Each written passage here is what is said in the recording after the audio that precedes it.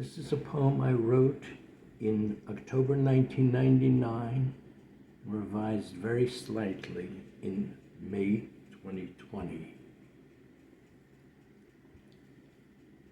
It starts out with the words, "my sister," but I'm going to substitute her name when I read the poem. My sister, the genius.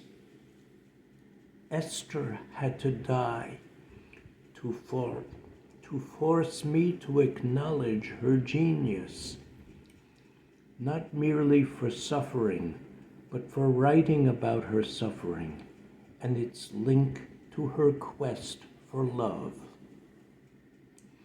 And then there were the photographs she took between the time she tried to kill herself and the time she died, when she ventured out into the world again, armed with a cheap camera after they released her from the hospital. And there was genius in those photographs too. I saw those photographs before she died because she showed them to me. And when she did, she asked me what I thought of them. And I told her that I liked them, but not that I loved them, because when I first saw them, I didn't realize how great they were. She had to die for me to realize how great her photographs were.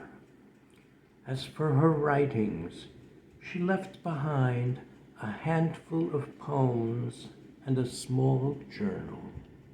She had shown me most of the poems, but never the journal. The journal was nearly 30 years old when I read it for the first time. One of the things she wrote there was that Kafka was the only person who ever lived who could have understood her. Obviously, she didn't think that I was on a par with Kafka when it came to understanding suffering. And I wasn't, at least not in her lifetime.